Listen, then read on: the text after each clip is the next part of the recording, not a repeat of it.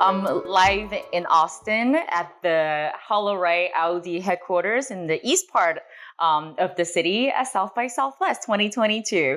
I'm in very good company today with Niels, the CEO and co-founder of HoloRide.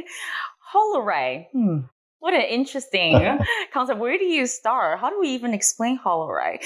So in a nutshell, it strives to make your dull transit downtime in the moving car into a thrill ride, combining real-time data collected from the car sensors into an amazing immersive virtual experience. So I'm very excited to dive more into HoloRide and also all of the personal stories behind starting a company like HoloRide with Niels. Niels, welcome. Welcome to the show. Thanks for having me, Pearly. It's very exciting because we've never done this show in person, in front of the whole crew, lighting.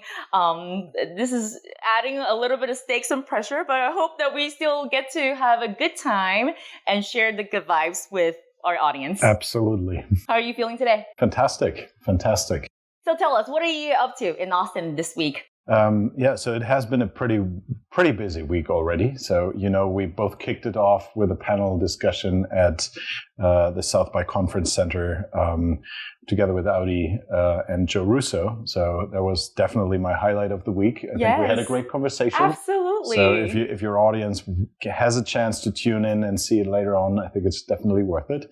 A lot of interviews. Of course, Audi did make the announcement at South by that their series production cars will become HoloRide ready as of summer this year. Mm-hmm. So pretty exciting week for us. And since then, we are running demos.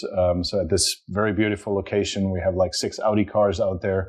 People can book their HoloRides and try HoloRide in action, because it's very, very hard to talk about an experienced product. A video does a better job, but you actually have to try it. Yeah, you have to try it.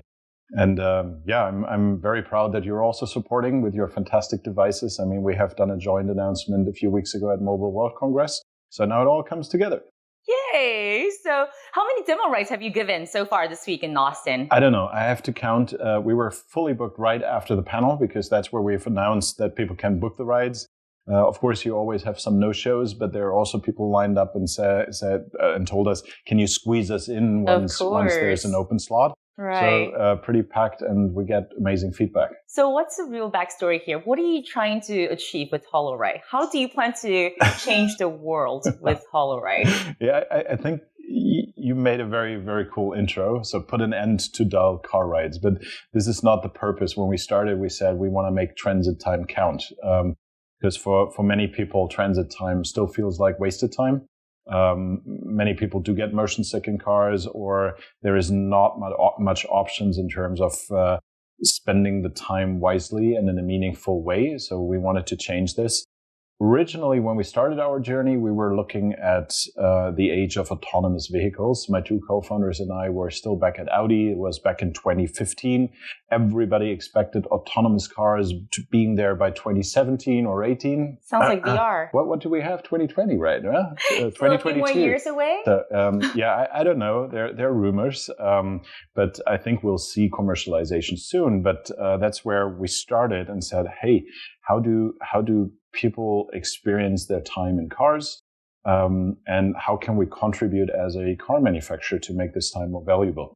And that's how our journey started. And while we have developed the tech, we also looked at the markets, and what we could clearly see is the so-called passenger economy everybody talks about in the context of autonomous driving is already there. Think about the billions of passengers on back seats every day, whether it's a cab, whether it's ride sharing, teenagers on back seats. So we said, hey, why wait? Let's build our solution and bring it to market as soon as we can. And this fall, we'll be ready. But we started our journey saying, hey, let's make transit time count. Let's make transit time count, right? And so you started incubating this project inside of Audi. So was it like an innovation team? What was your role there? How did this come about in the first place? Were you given a mandate to say, hey, Niels, go figure out with this team how to make transit time count for passengers? That doesn't sound like the right the approach? Yeah. Back then I was running Audi's digital business department in the headquarter, in the global headquarter, and basically this department focuses on two areas. One is digitizing the existing business model, developing and selling cars, and the other area looks at future business models in the mobility space. And this was clearly a project towards the future business. We've built a very early prototype and experimented, got some user feedback, talked to potential media partners. And what we learned on our journey is that we're really onto something, because media formats, maybe except music. Music works in a car very well, but anything visual is there's nothing car specific. Yeah, there's nothing car specific. And if there are people listening to your podcast for career advice and you work in a big corporation, don't do what we've done, but we've developed this as a stealth project. And at a certain point in time, we said, hey, this needs to be an independent entity. We need to make this technology accessible to all car manufacturers so that all cars can become a platform or a canvas for this new type of media. I called the secretary of our CEO back then and asked when he'll arrive at the airport. And we drove there with our prototype and asked his driver to wait or follow us after. So we picked him up, put him on the back seat, put goggles on, said, hey, just experience our demo. It was a little space shooter game. It's very funny to see your CEO is playing a space shooter on the back seat. And he was totally thrilled afterwards. He liked it a lot and said, hey guys, I can clearly see where this is going, even though it might not be for me personally. However, he asked us how to change weapons and stuff. So he was fully into the game. But so he wanted to support us, and I pitched to him in the car, hey, we have good news. The tech is almost ready. It's on its way. And we have bad news. You have to let us go. And here's why. And then we pitched this agnostic concept to make this a manufacturer independent platform. And thankfully, he followed our recommendation, but also the whole Audi board of management was super supportive, as well as the Volkswagen Group board of management. They were super supportive. And a few months later, we started HoloRide as a separate entity, a founder-driven startup. And Audi has a minority share in it. That sounds almost too good to be true. It was a journey. Did it happen as easily as that? You pitched the concept of going manufacturer agnostic, and he loved it, and then he just feeling so benevolent and yes, go neutral. Let everyone in the world make HoloRides. Did it happen as easily as that? What are the real stories? That's the real story. However, it was a journey of, we started the project in 2015. So it was like almost 4-year journey we were on, building the tech, working on the general business concept, testing with users, flying with our prototype over to the US, showing this to game and movie studios. Having them collaborate with us in building first things with our SDK and our software, and helping us improve the tech, the localization software, as well as the SDK. And then, of course, it takes a lot of courage to say, hey, we want to leave the company. Yeah. I mean, Audi is a great company. That's right. We want to leave the company and go on this adventure and start this journey and try to really prove that it makes sense to open up certain types of technologies to a broader space and not keeping this within one entity, one brand, one company in the case of Audi, but make this accessible for the benefit of all. So it was challenging. And after we got the approval, we still had to sort a few things out. So how to take the IP out, the software, all the stuff that comes when you start a small company and then you start hiring a team. I mean, we were 3 people. Katarina was the fourth HoloRider with us. I think she started mid of March. So we started operations in February after the announcement at CES, and then slowly but steadily ramped up our team. And most of them are developers. You probably know how hard it is to get great talent on board, especially if you build something that no one has done before. So also the first HoloRiders on our journey were very courageous, saying, hey, we love the vision and we want to help building it. And this was 2018 that you spun out. Yeah, we spun out. Officially, we formed the company on a Friday before Christmas in December. 17, right? 18. Okay. And then we announced at CES 2019. Right. We were still at Audi then and announced that holoride will become the entity to commercialize it. Right. Then we quit our jobs by the end of January, and 1st of February we started operations. Jeez. And since then, you've certainly come to collect a lot of glory, right? A lot of attention, a lot of excitement at CES, at Mobile World Congress, at South by Southwest, winning all kinds of prestigious awards, Best in Show, winning the startup pitches, etc. All that glory, but behind all these glory, I'm sure it has not been an easy time, as you said, starting a company in this fashion, highly unconventional, but also living through a pandemic where people are moving much less and thinking about spending time in cars much less. Tell me about that journey. Yeah, when you build a product that lives from the fact that you have to show to people that they really can experience, is also convincing investors. Same thing, you can do a pitch, you can have a phone call, you can show them a video, but they have to actually try it to understand. That's a general challenge for VR. That's right. But in our case, particularly as it relates to a car. Right. So the first year we had a great year because some of our major partners back then were Porsche, were Discovery Channel, were Ford and Universal, and we did a lot of showcases to validate our approach, to show it to people, and get a lot of feedback. And the first year was so fast because we were so few people, and we really wanted to get this out as quick as possible. It was a very intense year, and we were nominated for the South by Southwest startup pitch in early 2020, March 2020. We were already in the US. We met with our advisory board, Palmer Luckey, Joe Russo, Anthony Russo, Greg Castle, Kathleen Cohen, and a few more. And we met in March, and literally we wanted to fly from LA to Austin to do our startup pitch over here, and then it was full lockdown. We all remember this. So it was like after a year of acceleration, you hit the brake, it all comes to a standstill, and especially as a young company, we were not even 20 people back then. It's like, oh wow, what's happening here?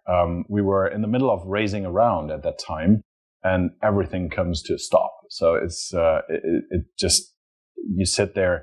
We focused heavily on stabilizing our team so that everybody is safe, that everybody feels safe, that we have everything in place that we can.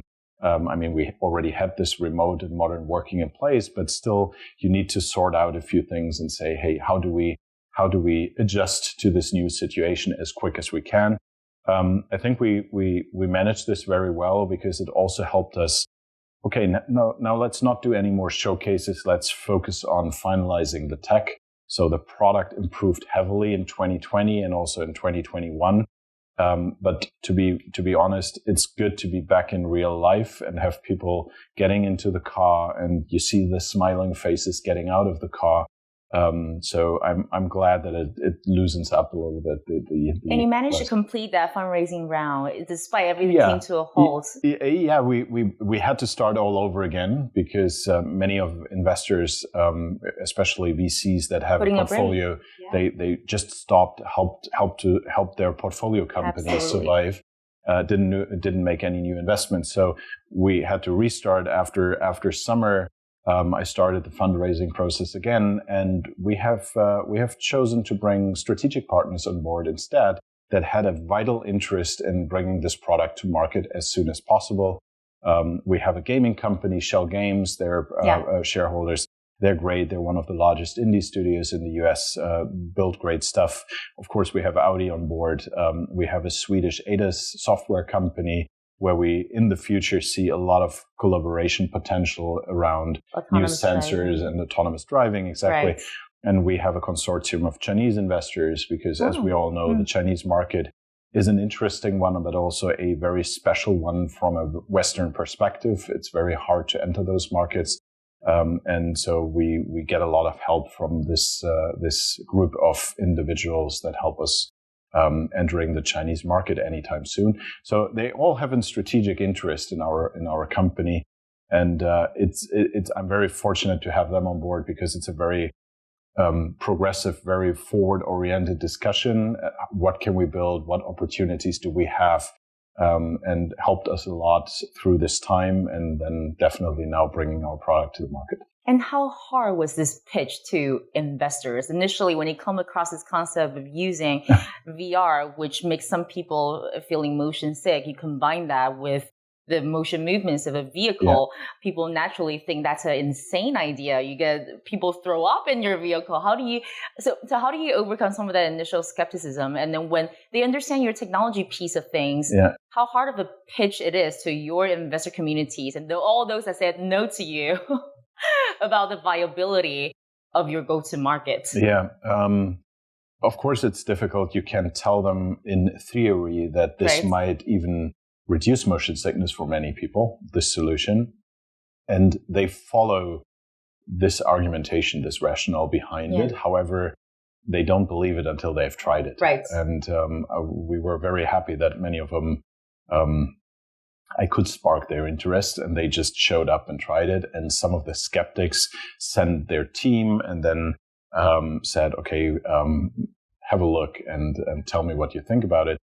And they called their boss afterwards and said, dude, you have to come over here and try it yourself. And then he arrived, and this was one specific case, and an investment company we're still good friends with, even though they didn't end up investing. But he came and said, I need to try it. And he got out of the car and was completely thrilled and said, okay, I was super skeptic about the whole solution, and now I love it. This was one of the very early discussions when during the pandemic things fell apart a little bit. But yeah, you have to get them into cars. And the ones we now have on board, they flew in whenever there was a time window that they could travel. They flew in and tried our tech, and were convinced afterwards. You also mentioned an all-star advisory board. Yeah. And of course, we shared the stage with Joe Russo, who's one of your advisors. Yeah.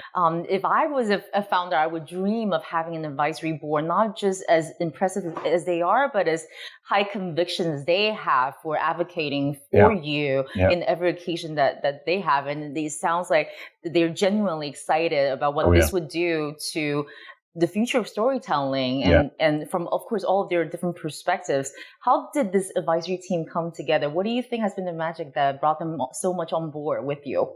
Yeah, I mean, they're all very different characters. Absolutely. And they're all coming from different areas of expertise. The first thing when we said we want to establish an advisory board, it was all about, okay, let's find people in specific areas that are important to us, that are at the forefront or have seen or learned a lot and can share their knowledge and challenge us in a very good way. So we were not looking for praise. It was more like, tell us what you would improve or where you see potential if we do things in a certain way. And they're from AR, VR tech, from investment, from digital humanism, from entertainment. One advisor is from the mobility space. It's Dirk Albon. He's the founder of Hyperloop TT. And we don't have an automotive guy in there because we are born out of a car manufacturer, so we have a lot of knowledge in this space. However, with Hyperloop, we already eyed on different types of transportation that also maybe are interested in immersive solutions sooner or later. So, and it was challenging to get them all together. However, some of them were big fans from the beginning. Once they tried our tech, they were super excited and said, yeah, we want to help you. And we are very fortunate to have them all on board, I have to say. Absolutely. Yeah. And is this your first company? Have you started different companies before? Yeah, before I started HoloRide, I worked with Audi for 4 years. Yeah. Before that, I worked in an agency as a managing director. Before that, I worked in an agency. And within the first agency I worked for, we did a spin out as well. Oh. It was more traditional advertising back then, and I already was driven towards digital business models. So I did a spin out with 2 colleagues You're a repeat spin-out founder. Yeah, so it's okay. sometimes you just you see opportunities and see where a market is shifting towards to, and then you say it makes more sense to have a specific entity focusing on this. And that's what we did back then. That's where I had my first little exit. But yeah, so now Great. this is a different type of story because we have like 3 massive industries we are trying to glue together: automotive, content, and XR tech. So bringing this all together is a Herculean task, but it's fun. Least. It's fun. If it would be easy, everybody would do it. And if I would have presented the idea back then in 2015, and most people would have said that's a good idea, I probably wouldn't have done it, because you once you have people that like it and people that absolutely say, okay, you guys are total nuts doing this, then you know that you're onto something. So if you have like skeptics at the beginning too. So why was 2019 the right timing though? We're at that time probably still in the depth of the VR winter, right? Autonomous driving still felt somewhat far away. Why was that the right timing for you? Yeah, that's a good question. We never ever considered us being a VR company. Sure. So it was all around, we focused heavily on the passenger experience and making transit time count. And VR back then was one technology that could serve it, because you're fully immersed, and with a motion sync, you can help people to have a very immersive, very realistic experience. What was the alternative if not VR? We eyed also at other immersive technologies, AR and mixed reality, but they were like in very early stages. So, and sound is interesting too. Okay. So why not having motion and location aware sound or audio experiences? Also super, super relevant for a lot of people in cars. But we said, okay, why not focusing on the passenger experience and come up with a media format that is unique of the car? Or unique for the car. So songs you can play everywhere, all the visual content. Tesla has this nice center screen, and now they have Netflix on it. Well, if I charge my car and I can watch Netflix here, I can also take out my tablet, and it's better enjoyed at home anyway. So why doing so? But why not making use of the car and the fact that it's traveling the world? And this always was in the center of everything we do. And yeah, everybody put us into the VR bucket first. And then we said, yeah, we use car data. Oh, you're an IoT company because cars are connected. And yeah, we use machine learning components. Oh, you're an AI startup. No. And since 2020, we started looking into blockchain for a very good reason. And everybody said, okay, you're a blockchain company. No, we are a passenger experience company, and we utilize the technology that serves this purpose. Enable this passenger experience. Right. And you just look, there's so much technology out there. And if something is helpful for what you're trying to achieve, then they're relevant. Yeah, exactly. Right. So this is a good segue to start talking about the magic of Hollow, right? Yeah. Break this all down for us. The technology components, the hardware, software, the content SDK. You want to know it all? Okay. I want to know it all. Let's lay it all out. Okay. 3 components that are important to understand. One is our vehicle localization software. This is the software part that picks up the real-time data from the car, data points like acceleration, braking, steering angle, wheel ticks, etc. And then synchronizes this with the content in real time. This software part is basically being built upon autonomous driving software logic, because you have to anticipate a lot in autonomous driving, quick reaction. You can't have a lot of latency in autonomous cars. And we made use of this logic to bring down the latency as much as we can for the content. This is the first part. Then the second part is the Elastic SDK, our software development kit for creators that plugs into the Unity game engine. So creators are sitting in or working with a tool set they're already familiar with, and then they get hours additionally so that they can start building for cars. We provide them with tutorials, with example scenes and everything, so that they can onboard really, really quick. And the third part is our platform. We publish these experiences because we need to make sure, especially at the beginning, that they're all compliant for automotive safety standards, et cetera, and quality standards that we want to push, because it's all about the experience. You don't want to have people having a bad HoloRide as their first experience.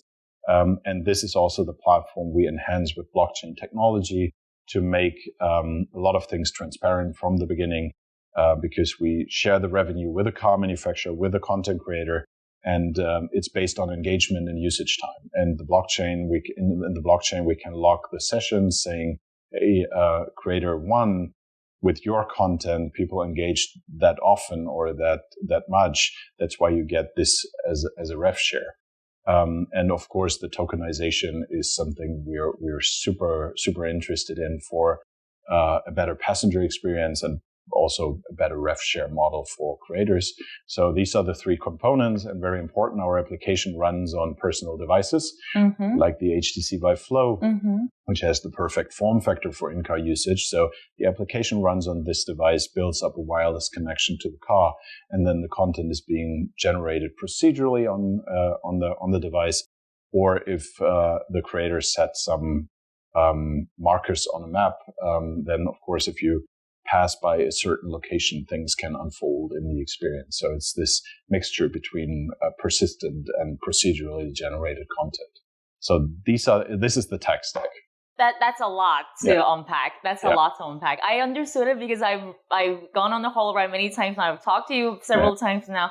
But for the audience who is just listening now, wow, that's mind blowing. There's so many different pillars, so many challenges for you to overcome as well, in onboarding the developers to use this SDK in a way that brings the story living to life through a passenger experience. So where do we even start? How do you envision content developers to make good use of the Elastic SDK and make good Elastic content? Yeah. As I said, we provide them with a lot of tutorials and examples because on our journey since 2015, we have learned so much, and we just share this knowledge. And we work very, very closely with indie developers. Indie developers usually push the boundaries of a technology, ask the most interesting questions, and have the best recommendations on how to improve something. So we reached out first to a few selected studios. Then with the GDC last year, the Game Developers Conference, we announced our SDK more publicly so that content creators could simply download it and try it and start working with it. And now we have engaged with a few indie developers. Some are already in production with titles. Others are in pre-production. And we share our knowledge with them, but work very, very closely with them to really define this new category of elastic content together. Elastic content is really hard to imagine. So you really have to see it. Basically, when you're in the experience, your physical movement with the car is reflected real time in your virtual experience. So if your car stops at a traffic light, physically in your virtual environment, you actually stops. If your driver takes the steering wheel and take a right turn, virtually speaking, you turn right in your virtual environment while you engage in all kinds of interactive, immersive experiences. Of course, right now, what we see here is still a technology demo, but I found it so interesting to open people's mind up about what could be, how interesting this could be. But also I was wondering about the novelty effect, right? You mentioned how you use blockchain technology to enhance the passenger experience and to enhance the transparency of creator economy. Let's put a pin on that. How blockchain technology application helps enhance the passenger experience. But what about how long do you see people in the backseat really use repeatedly HoloRide experiences beyond this is cool and then never use it again?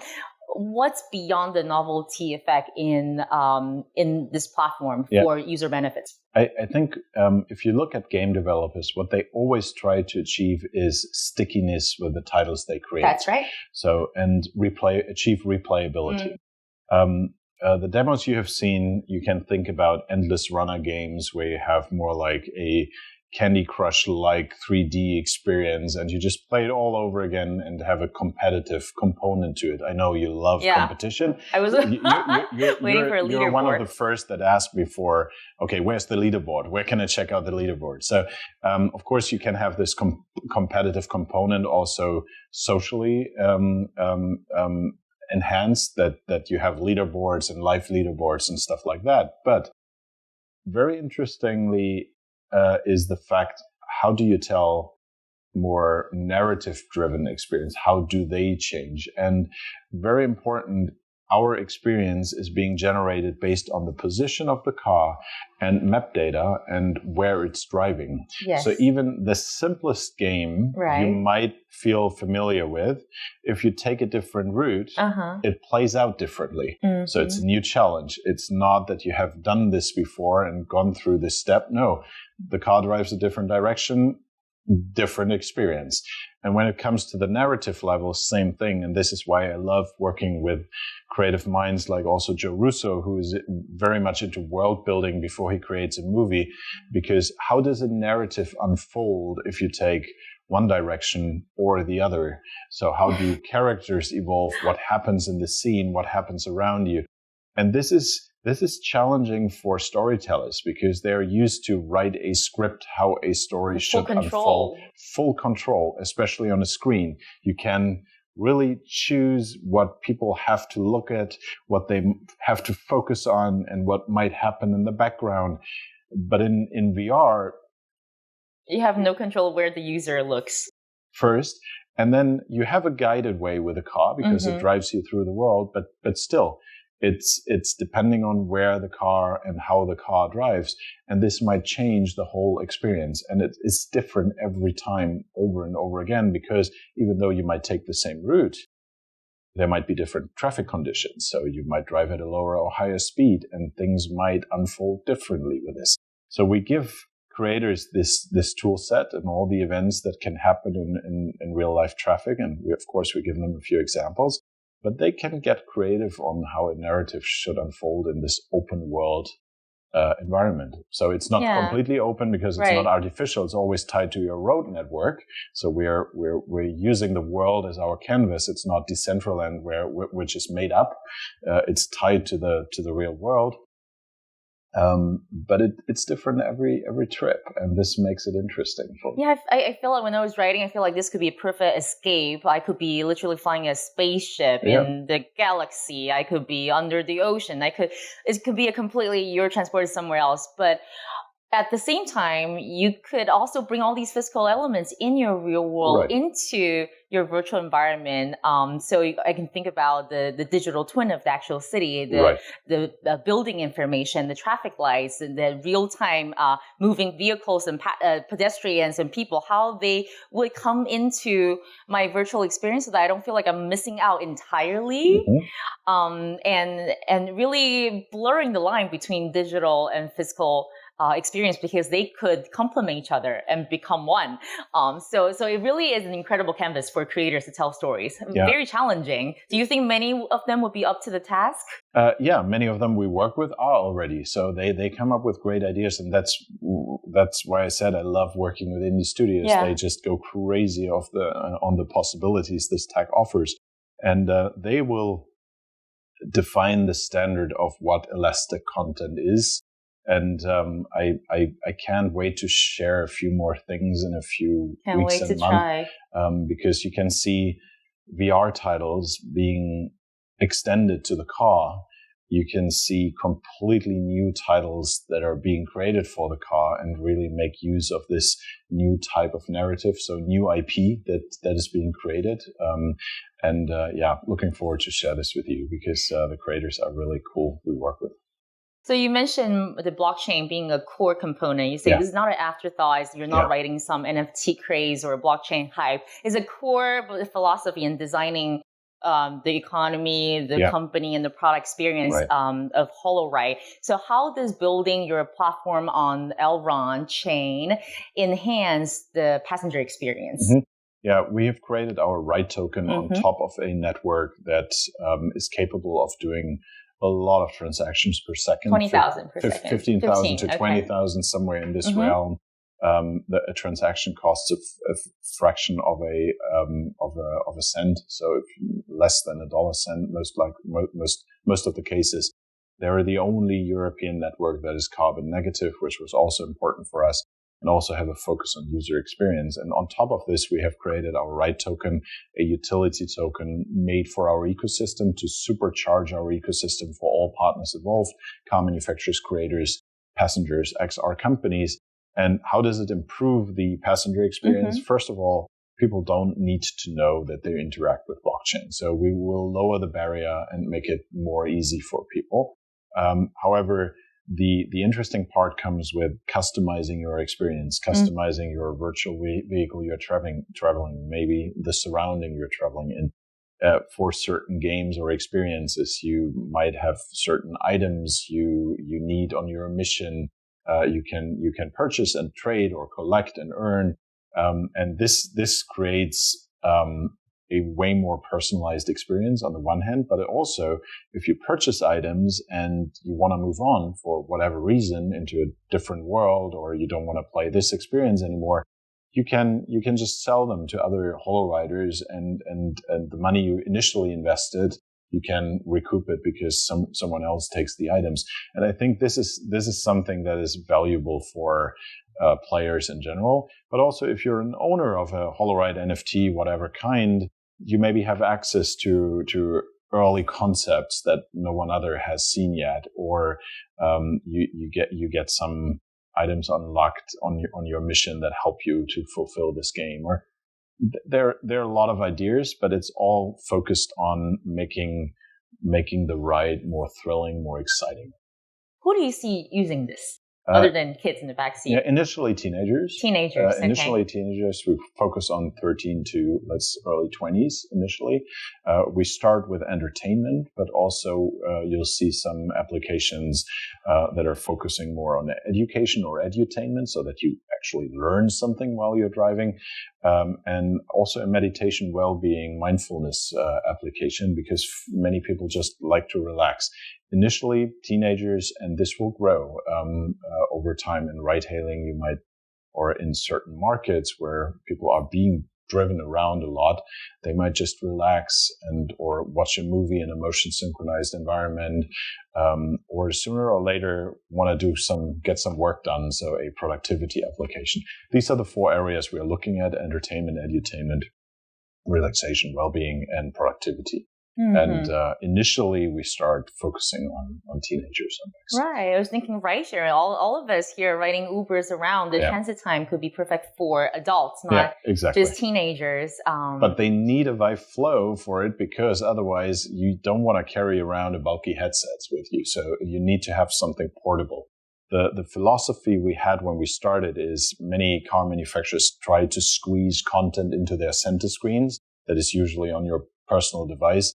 We said we do it the other way around. We extend the car to the personal device, because this is the one device you always carry around with you, even though you might switch cars. But if you extend, based on car data, the experience always to the personal device, then you do it. But you need a portable one.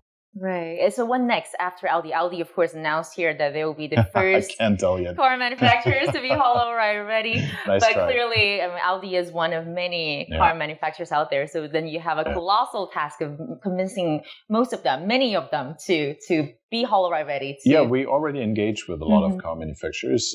Audi managed to be the first, which is great. Great for them, great for us, because we're a spin-out from Audi. I think it proves the long-term partnership. And you heard Daniel on the panel. I think we had a very fruitful partnership the last few years together. But others will follow, because we want to make this platform accessible for as many passengers as we can. And also then it becomes more relevant for creators as well. If you reach a larger audience, then it's more interesting to them. So what's next outside of what manufacturer? What's next for HoloRide in the coming months and years? Yeah, launching our product in fall. So this is the cars that Audi produces are HoloRide ready as of summer. So they will be in customers' hands late summer, early fall. This is when we want to launch our platform. We are now finalizing with the indie studios the different contents we are producing. So we'll share a few news late summer around the contents and more details around the whole offering, and then launching the product. And then we already have a few exciting things cooking that will be announced by the end of the year, early next year. All right. So what does ultimate success look like for you personally and for HoloRide in your wildest dream? In my wildest dream, if it's Friday night and I'm looking forward to Monday, that's great. That feels great. Great. Having fun what you do. You have to love what you do. Absolutely. And you're clearly loving what you do and making sure that I the love team, cars, I love entertainment and do this. manage to marry them together and make that your creative process. Right. So thank you for listening. Thank you for spending this hour with us talking about HoloRide, your vision, and your experience of building HoloRide. You have your entire team here that we have all had an opportunity to interact with. It is clear, it comes through clearly that all of them are very passionate about this product, this vision. So you've also managed to make HoloRide a special place to work. That's true, and I love every single one of them. So they're a great team. Unfortunately, we couldn't bring all of them, but a large portion of the team is here. Great, thank you, Niels. Thank you, Pearlie. It was a pleasure. Thank you for listening. Please subscribe and share this podcast with a colleague or friend that you think could use some good vibes. Learn more at Vive.com and follow HTC Vive on social media. See you next week.